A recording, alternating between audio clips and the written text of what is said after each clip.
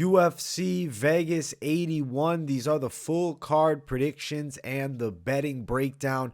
Main event, Sodiq Yusuff versus Edson Barboza. Really looking forward to talking about each of the matchups on the card. So make sure you guys smash that like button. If you're new to the channel, subscribe. Turn the post notifications on and make sure to share the video as well. And also note, I will be live for the entire UFC Vegas 81 fight card Saturday, 4 p.m. Eastern time. Do not miss the fight companion. And let's get into the fights. Starting it off, first fight of the night, we got a ladies matchup here. It's Tainara Lisboa versus Ravena Oliveira. Now, I'm going to be picking the side of Lisboa. She already has a UFC win, and she looked pretty solid in the stand-up. She submitted Jessica Rose Clark, had some offensive grappling moments that I liked. When you look at Ravena Oliveira, now granted, there's not a ton you can find out there for, and if you're looking to do tape on her, remember something, it's Ravena Kennedy, which you see as the nickname, is where you're going to find footage of her on the web, because if not, you're going to be searching and you're going to find nothing without it. I think that she's got decent potential, but like she hasn't fought at a super high level. Her stand-up to me looks decent with Muay Thai-like striking, but she brawls a bit recklessly. Chin comes up a little bit high in the air as she throws a little bit sloppy punches. And I think that she uses a lot of clinch work and strength to control ladies and take them down kind of by using the muscle. But when you look at Lisboa, I think she's going to have the better technical tools, the Muay Thai background, the physical strength. Already having a UFC win, that's a factor for me. And I think she's going to be stronger than Oliveira in the clinch. So I am going to say, I think Lisboa wins. She won her debut by a rear naked choke. I think it's live in this one too. I can see Oliveira in that third round being extremely fatigued and Lisboa teeing off on her, landing big strikes, and a potential submission finish. Now, it's not impossible for a Lisboa knockout either. As far as the odds, we're looking at minus 350 Lisboa, plus 275 for Oliveira. Yes, they are very wide lines between these two ladies, and it's unfortunate because at the end of the day, it's not like Lisboa has tons of UFC experience to go off of, but she beat Jessica Rose Clark cleanly. She showed that killer instinct and got a finish in the third round. And we haven't seen Oliveira at a high level. You can see 8-5 opponent who was on a massive losing streak in boxing and MMA, and then a debuting girl, 0-0. She hasn't turned that corner to the high level. Now, granted, on the side of Lisboa, before she got to the UFC, it wasn't high-level opposition either, and then she beat Jessica Rose Clark. So I'm going to pick Lisboa, but she's a bit wide of a favorite for a girl who just has one UFC win. Oliveira's got some regional scene victories. She's like a dual regional scene champ in Brazil, so I don't think she's a bad signing or a bad fighter. This is one of those coin flip fights, but I'm going to go with Lisboa because she's already got a UFC win here. We're riding with her. And note that Oliveira jumping in on a little bit of short notice, something to call as well. Next fight on the card, we got Terrance McKinney versus Brendon Marotte. Marotte coming into this fight on short notice. And you know what? This matchup here, not a damn easy one to start it off in your UFC career. Talk about getting thrown to the lion's den. Respect to him taking it. But Terrance McKinney's going to run him over. It's going to be a one-round fight. I think it's either knockout or submission, but I have a feeling submission. I think McKinney's got an underappreciated ground game. He's got good back takes, and he's got skill from that position. I mean, he was controlling Nazim Sadikov in that first round, and then last time he knocked out Mike Brendon. With Marotte, it's either going to be him getting knocked out or submitted here. Now, I respect the team New England Cartel. I'm a fan of the guys out there. Respect to the New England Savages. Marotti's a tough kid with pretty good kickboxing, decent overall MMA game, but unknown at a high level. When we get to the UFC level, we don't know anything about him. You can see a nice little win streak for him here. But none of these guys are to the level of Terrance McKinney. His lone loss was against Adlai Edwards, who fought Aaron Pico in Bellator and showed, gutsy effort, but got crushed in that fight. That was 4 years ago, too. So Marotti's recently gotten active again.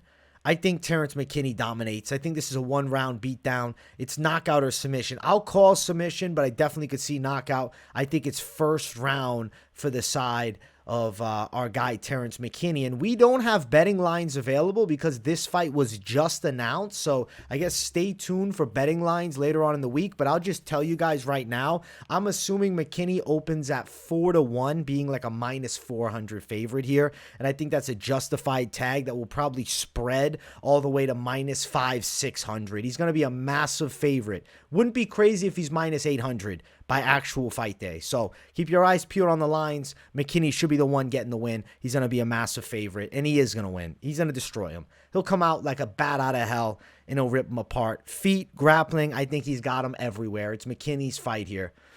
Next fight, ladies. Ashley Yoder versus Emily Ducote. I sat on this one for a little bit, and I really tried to convince myself to pick Ashley Yoder because of her height and reach advantage, but she's just not that good. She's 8-8 as a pro. I hate how wide the odds are for Ducote. She shouldn't be this big of a favorite against any of these girls in the UFC, but I'm going to pick Ducote, even though my early instinct was to dog chase and go for Ashley Yoder, because Yoder is a long southpaw with a pretty decent 1-2. But I think decided Ducote is cleaner with her striking. She should be able to close the gap and get on the inside and land punches. Yoder also hasn't fought in 2 years, and she was getting beaten up by Jin Yufreng, got rocked a bit in that fight. And, like, Ducote is pretty active. And, I mean, she beat Jessica Penne, lost to Angela Hill, lost to Lupita Godinez. Like, all three of those opponents are really solid fighters. And Ashley Yoder is 8-8 as a pro. So, like, it's Ducote's fight to lose. So I am going to pick Ducote. Even though she's got a reach disadvantage here and a height disadvantage, I think she should be the better overall fighter and win a decision. But the odds for the fight are way too wide. It's minus 325. It opened up all the way at minus 600. Some dog money has gone down on Ashley Yoder at plus 275 now. It's because people are like, yo, she got the height, the reach. 2 years inactive, almost 36. By the time fight day comes around, she will be 36. So I'm going Emily Ducote to beat her. I think she can get a win. And if Ducote lost this fight, her UFC career is probably over. And, like, I don't think her UFC career is done yet. So give me Ducote to get it done. But the odds do suck. The odds definitely suck here, guys. Way too wide of lines. Next fight on the card. We got Chris Gutierrez versus Alatengheili. I'm going to be picking Chris Gutierrez to win. He was supposed to fight last week against Montel Jackson in a really high-stakes matchup. He takes this one on short notice against a dangerous Alatengheili, granted only a week later, so he is going to be physically prepared for this matchup. I think Gutierrez is clearly the better technical kickboxer. I think he can rip Alatengheili's legs apart. And not long ago, Gutierrez was a big favorite over Pedro Munoz, who's a ranked fighter inside of the UFC's top 10 of the bantamweight division. Alatengheili is a tough Mongolian fighter, and I got mad respect for the power. I like the fact that he brings pressure and throws hard shots, and he's got a fun style to watch, and he backs his opponents up well. But, like, Gutierrez is not a guy that you just back up and you're successful. You back him up and he's countering the fuck out of you. Chris Gutierrez is going to chop him apart. Now, I think Alatengheili is pretty damn tough. I can see Gutierrez keeping this one more on the cautious side and winning a decision. I'm leaning decision or knockout. I'll say decision officially. That's what I have written down here. But it wouldn't be crazy if Gutierrez does rip the legs apart and find some big strikes and get a KO. But Alatengheili throughout the whole fight is going to be swinging really hard. Total opposite type fight. Gutierrez was supposed to fight a super long Montel Jackson. Now he's got a slight reach advantage and a 4-inch height advantage over Alatengheili. So I honestly think this is a way more favorable matchup. Chris Gutierrez is a minus 190 favorite. Guys, that is an undersized line. He opened up as a plus 190 dog. On what planet should he be a plus 190 dog against Alatengheili? That makes no sense to me. I mean, Alateng is tough, but he still lost to Casey Kenny, draw with Gustavo there, Kevin Kroom. He beat up Chad Anheliger real nice, though. I will say he ripped Chad apart. But Chris Gutierrez to Chad Anheliger, this is a guy that fought in the rankings against Munoz and was supposed to, be that next guy on the come-up. Or at the very least, still, solid veteran prospect type position because he is 32. I'm going with Gutierrez to out-kickbox him all night long. Gutierrez over Alatengheili, dominance here. I think this is one-sided. Elaton's got dog in him. He's a pit bull. He's going to throw hard. He's going to back up Chris as best he can, but he's going to be getting countered a ton. He's definitely slower than Chris Gutierrez, who's just way more technically sound. Watch for leg kicks. Movement should be on point. Should be a one-sided fight.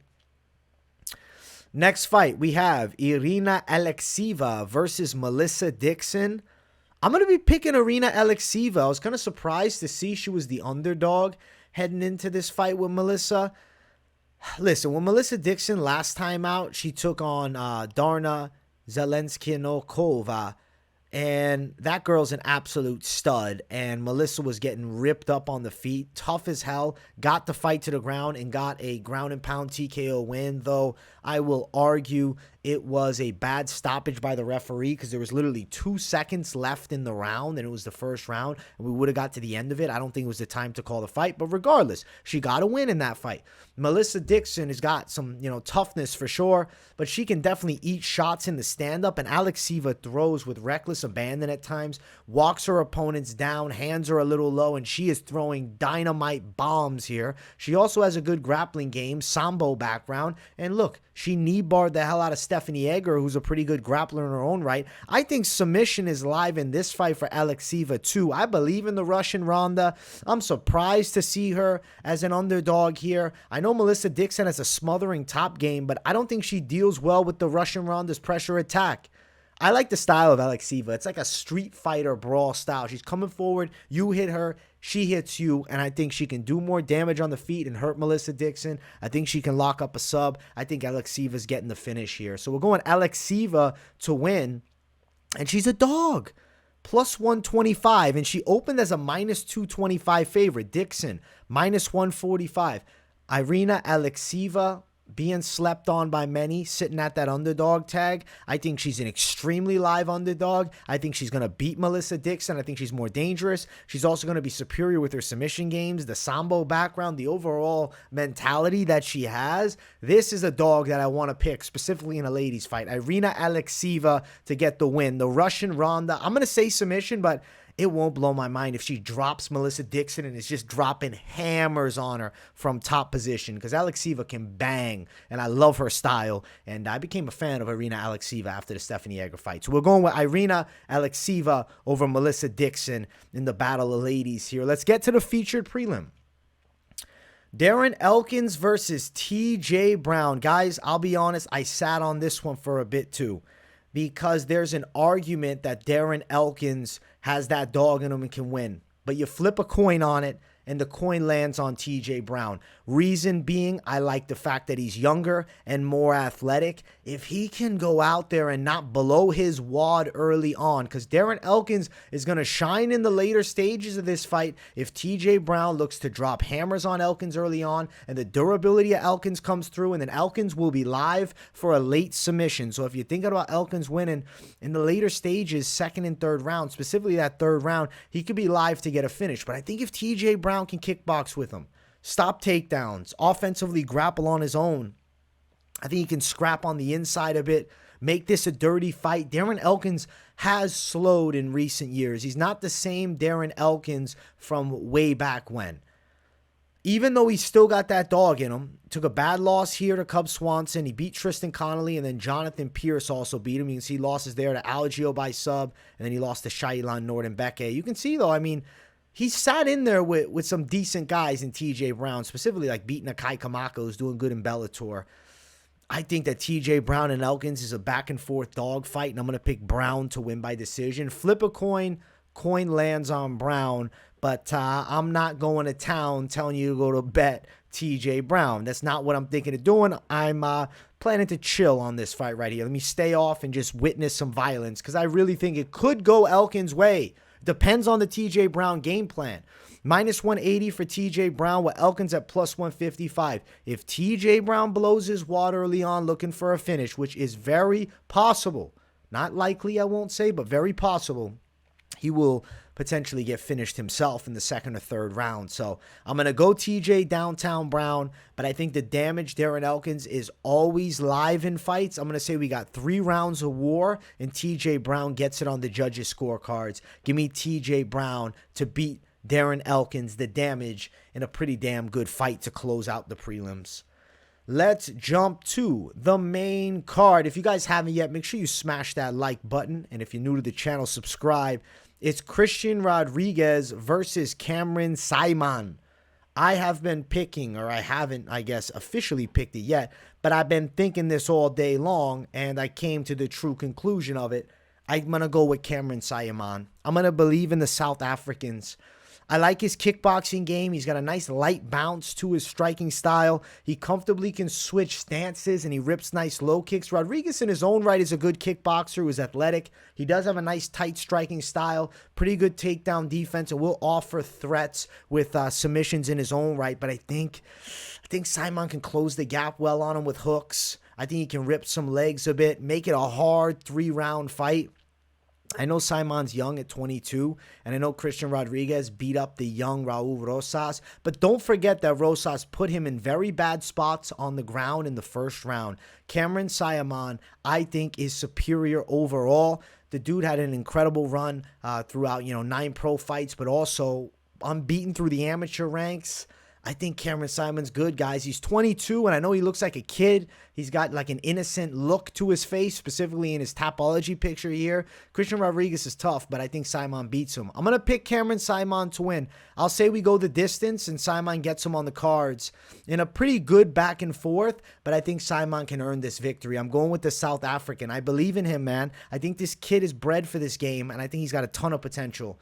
Rodriguez is a slight favorite at -125. Saaiman, the +105 underdog. Let's say I'm going dog money in this one. I'm going with the king of South Africa, or I guess maybe, the prince of South Africa. I'd say the king right now as far as the fight game goes is Du Plessis. But we're going with Cameron Saaiman to win. I think he can beat Christian Rodriguez in a pretty good back and forth fight. I could see him taking Christian Rodriguez down a couple times, especially in times of need. And in the striking, I think he's landing good shots. And we got 3 hard rounds. Saaiman gets it done on the cards. We're going Cameron Saaiman to open up the main card with the win. And granted, Cameron Saaiman last time beating Terrance Mitchell. It's not a huge win. You saw how Mitchell looked last time out. But, he fought Martinez and beat him in a good scrap back and forth. I got to give Saaiman his respect. I got him beating Christian Rodriguez. Next fight is a rematch. It's Edgar Cháirez versus Daniel Lacerda 2. Their first fight was a no contest at Noche UFC. It seemed to be a fully locked-in standing guillotine choke. Lacerda's arm goes limp. The ref stops it, and Lacerda is completely fine. So, obviously, it's a big argument of the refereeing in that fight. Nothing is going to change, though, from my prediction. I do believe Edgar Cháirez is live for another submission. He's an absolute dog. He did look really good in his loss to Tatsu Tainara. And then, he was on his way to beating Daniel Lacerda by submission here. And I think that he can win this time out. The rebooking, I think Cháirez may be a little more cautious, but I still think he finds his spot. Lacerda is a dangerous kickboxer who's a bit reckless and hittable, but he has an extremely fun style, and I'd say it's Street Fighter-like because he has these great bursts, but then he falls apart later in fights. He was losing to Cháirez, and he was in a bad submission. It was a no contest. Now he gets another chance at him, but I think Cháirez comes out and does it to him again. Nothing is changing with my pick. I'm going Edgar Cháirez to win it once again, and this time I don't think it's a no contest. I think he gets the tap, or he puts him to sleep. -270 for Cháirez. The Silva Lacerda is +230 as a dog. I'm going to go with the side of Cháirez. I'm going to go with him to get the win. I do think submission is live again. I'm going with submission. Last time it caused sub, potentially a KO. I'm going with sub again. Sure, it could potentially be a KO. Sub or KO live finish either way for Edgar Cháirez. I got him beating Daniel Lacerda, guys. We're going Cháirez for the W. Next fight on the card. Middleweight matchup. Michel Pereira versus Andre Petroski in Michel Pereira's jump up to 185 pounds inside of the UFC. If you note, Michel Pereira, he did fight at 185 previously. This isn't his first time here. You can see him at 185 losing to Duško Tudorovic some time ago outside of the UFC. Now, looking at this fight, I'm picking the side of Petroski. I'm going with the guy who's been doing his thing in the middleweight division. Just beat GM3 Gerald Meerschaert. Yes, it was a close fight. I just don't know how I feel about Michel Pereira at 185 pounds. I mean, could the striking maybe be better and now he's more powerful and he's more fluid on the feet and his speed advantage is evident? Or does he just get bullied by the bulldozer of a grappler and Andre Petroski? My brain says the bulldozer grappling wins. I think Petroski puts Pereira on his back pretty consistently. I think he's live for an arm triangle finish. Could go out there and win a hard wrestling heavy 3 rounds. Pereira does weird, crazy shit striking, and I know he's going to be in good shape, and I know he missed weight in his last fight. He was supposed to fight, rather. He didn't miss weight, but he wasn't going to make weight against Wonderboy, which is why now he's moving up. I just think Petroski's wrestling and jiu-jitsu game is just a big factor in why he's going to win the fight. Michel Pereira's got an emphatic striking style. I love watching it. He's on a roll right now in the UFC, and maybe him jumping up to 185 is the best thing ever. But how I'm seeing it, I think Petroski's size, specifically in the grappling positions where Petroski shines, is going to be an ultimate difference maker. He should outmuscle him, and he's going to outwork him. Sure, in the stand-up, yes, more speed and explosion by Pereira.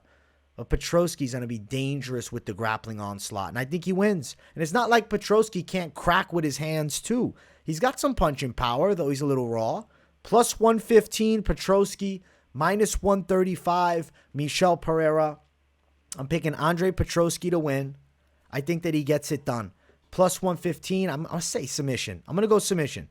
Wouldn't be crazy if they end up going all 3, but I'm going to go submission. You can look at the wins, though. Ponzi by a split. Fiallo, he beat by a decision. Nico Price, he beat by a decision. Then we got the Mearshart decision. Wellington Turman decision. Subnik Maximov up. Listen, I think Michel Pereira is getting submitted, guys. I'm going Andre Petroski to win by submission. I'm saying he finds it. Maybe an arm triangle. Could be a front headlock type submission from some position. Anaconda, Darce, guillotine. I got Petroski winning this fight. Andre Petroski as an underdog to beat Michel Pereira, who's jumping up for the first time in the UFC to 185 pounds. I don't think that it's going to go the way of Michel Pereira. I really like Petroski's chances here. He's a guy that stays in shape, and I think the grappling onslaught's going to be real. Featured bout of the night, Jonathan Martinez versus Adrian Yanez. I'm picking Adrian Yanez here. I think that Jonathan Martinez has very good kickboxing, but I will say, when we get into straight hands, Adrian Yanez cracks harder, and I think he can hurt Jonathan Martinez. Martinez was knocked out by Davy Grant, and I'm not trying to use MMA math because I know it was a crazy back and forth with Yanez and Davy Grant. But I think Yanez could close the gap well with punches and hurt Jonathan Martinez, turning it into a bit of a brawl. Now, Martinez really works well from the outside with leg kicks. Similar style to Chris Gutierrez. Obviously, they train together. He can pick opponents' legs apart beautifully. And listen, beating Said Nurmagomedov, badass. Beating Cub Swanson, badass. Vince Morales win, that's clean. But I still think Adrian Yanez can win with his power. Like, excuse me. Don't write off Adrian Yanez because Rob Font fucked him up. Rob Font is top class MMA. Rob Font is a high-tier fighter. And I think Jonathan Martinez is quite good, but I also think Adrian Yanez is really good. And I think he's going to be able to close that gap and scrap on the inside, letting the hands fly. I think he hurts Jonathan Martinez and puts his lights out. I'm going Yanez by a KO win. The boxing will get it done for him. Even line. Even line everywhere. Minus 110 on both sides. That makes perfect sense because it is an extremely competitive fight. At open, Yanez was a minus 300 favorite to Martinez as a plus 250 dog. I think the opening lines were more correct. I think Yanez's hands are going to be on fire in this fight. I think when he closes the distance and crowds that kicker, especially in the smaller cage, punches are going to fly and Martinez is going to go unconscious. So give me Adrian Yanez to get the KO. I think he's correcting, any little mistakes you saw with Rob Font. And granted, Martinez is not to the level of boxing of Rob Font, nor does he have the reach. Yanez is going to rip him apart. We're going Yanez by knockout, guys, and I fucking can't wait for this fight. Co-main event, ladies going after it. Jennifer Maia versus Viviane Araujo. I have been thinking that Jennifer Maia is going to dominate this fight because I feel like Viviane Araujo is on her way out. Lost here to Amanda Hebos. Hebos is solid, Respect to her. Grasso beat her, respect. But the Andrea Lee win, okay. Caitlin Chukagian got her. Now we're digging back. I feel like the win against Hebos, Araujo's wrestling didn't look the same. And now I got Jennifer Maia, who can grapple, but is also a lot more capable in the stand-up of stringing her punches together. Jennifer Maia can box better than Viviane Araujo. She's also on a win streak, beating Casey O'Neal's a good prospect, beating Marina Morosi. See, lost to Manon Fiorot, no shame. Lost to Caitlin Chukagian, no shame. Both of those girls are extremely high-level contenders, and they'd beat Viviane Araujo too. I think Jennifer Maia is going to win. I think she can outstrike her on the feet, and let's be real, if they go to the ground, Jennifer Maia is threatening on the floor as well. You can't doubt Jennifer Maia anywhere this fight goes. I got her beating Viviane Araujo out clean. I'm kind of seeing 30-27. I think it might be 3-0. I think Maia might look clearly better the entire time. I like Maia a lot. So the odds for the fight, Jennifer Maia is -135. Opened up at -185. Araujo's a +115 underdog. I like the side of the favorite. I like the side of Jennifer Maia. I like the -135. I like the chances of it happening. I'm saying Jennifer Maia by a unanimous decision. I think she puts a clean performance on and defeats Viviane Araujo. And, anybody who's doubting the side of Jennifer Maia, you're going to have another thing coming here, because I don't think Viviane Araujo's style plays into her. The wrestling, I think it's going to all get stuffed. The striking, even though she's got okay stand-up, I don't think the speed is going to be there with the hands, and I think Maia's going to be piecing her up with boxing. Now, not like she's going to absolutely blitz her and knock her out in 30 seconds. I think it's 3 hard rounds, and Araujo will have some moments. She'll shoot for some takedowns. Maia will stop them. They'll be backed up against the cage a bit. They'll be grappling inside of the clinch. They'll go to the floor a little bit. I can see Maia on top. And I can see her maybe having trouble passing to real dominant position, but still accruing control time and doing some damage from top. So I'm going to say Maia by a unanimous decision. I think she's winning this fight. I feel pretty good about that call. Next fight on the card is our main event of the evening. If you guys haven't yet, make sure you smash that like button. And if you're new to the channel, make sure to subscribe. It's Sodiq Yusuff versus Edson Barboza.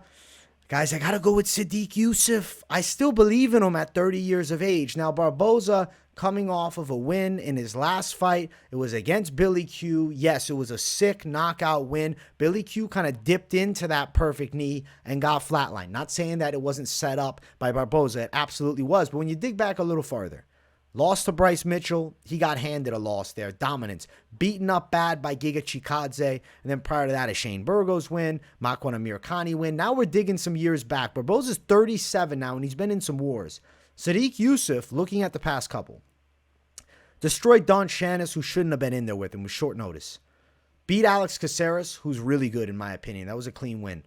Arnold Allen lost. Arnold Allen is a high caliber contender. You can't doubt Sodiq just because of that one. Beat Andre Fili up, knocked out Gabe Benitez. Sodiq Yusuff has fast hands. He does have knockout power in his punches. He's a good striker that can also mix in grappling. I think if we get into the clinch, if we entangle in the grappling positions, Yusuff's strength will be on display. I think he could work some takedowns in on Edson Barboza. I think Barboza could potentially be feeling this fight in the later stages, and it wouldn't be crazy if Yusuff got him out of there. As we got 5 rounds, I think Yusuff could get a submission too, even though it's not like he's known for his sub game. If you dig into Sodiq Yusuff's run, 1 win by sub. So if it was to be a submission, I would see it more so as one of those submissions where it's the opponent is just so fatigued, then he locks up a, rear naked of a gassed out Barboza. But I'm kind of leaning TKO. I think Yusuff might rip him with punches on the inside in the 4th round and put his lights out. I think later stoppage, 3rd, 4th round. I think Barboza is very dangerous in the first 2, but Yusuff will continue to work on him, breaking him down, working some striking, but also mixing in some grappling, wearing him down, and then finding success in the later stages. And I really think he's got the power to hurt Edson Barboza, especially a 37-year-old Edson Barboza. I think Yusuff is still a contender on the come-up that we cannot sleep on, and I think Edson Barboza is taking an L in this one. So we're going Sodiq Yusuff for the W. Yusuff is a favorite at -155. Opened up at 2-1, -200. Edson Barboza, a +135 underdog in this fight. I like Sadiq Yusuff. I like the athleticism. I like the youth. Does it go over 3.5 minus 130? That's close because I can see it being around the 3.5 mark. If you're going Yusuff and you're looking at the betting side, you have to bet this main event. I would lean it towards money line. I would say that the side of Sadiq Yusuff could get that knockout, though. I do think he's got the speed with his hands. If he can close that gap and just start ripping shots on Edson, make it more in the boxing range instead of the kicking range, which I do think Yusuff's going to be able to do, I think we might be looking at a knockout winner. I'm going with Sadiq Yusuff to beat Edson Barboza. I'm going against the extremely good kickboxer. Gotta love Edson Barboza, but there's vulnerabilities. He got knocked out by Giga, dominated by Bryce Mitchell. Yusuff could work some takedowns. He could also let some hands fly and kicks and everything in the stand-up, but specifically the punches. In that boxing range, specifically the punches, I think could be a big difference maker between these two, regardless of how great Edson Barboza's Muay Thai is. He has explosive kicks. He's dangerous with knees from the outside. I think when you're looking at hands for hands, Sadiq is more powerful, and he's going to be able to stop those dangerous kicks. So give me Sadiq Yusuff to win, guys. I'm going for him to beat Edson Barboza. This is kind of like a passing of the torch fight, and I think that Sadiq Yusuff is a real fun player at 145, and beating Edson Barboza is going to be massive for his career moving forward. Yusuff for the win. I do think he can get that finish win. See, he got the submission last time out. That's why I'm thinking maybe a sub, though, right? Even though it was the first of his career, he got a submission last time out. Maybe he looks for another submission again, and he catches Edson Barboza slacking. I think Yusuff gets it done. Knock out the official call, but sub doesn't sound crazy to me at all. We're going with Sadiq Yusuff for the finish in this matchup here. UFC Vegas 81 bringing the heat, as did I with the full card breakdown. I hope you guys enjoyed the entire thing. Much love to my people watching the show. Make sure you guys smash that like button. If you're new to the channel, subscribe. Turn the post notifications on. And don't just leave them on personalized. Put them on all so you don't miss a video. Guys, I got a week's worth of content dropping every day of the week. You don't want to miss anything. It's going to be fuego. It's going to be a lot of fun. And I can't wait to deliver more heat for my people. Let me know what you guys think in the comments. And if you have nothing to say in the comments, but you just enjoy the content, as always, drop a W in the chat to boost the algorithm for your boy. Thank you all for watching, and I will see you all in the next one. Peace, everybody.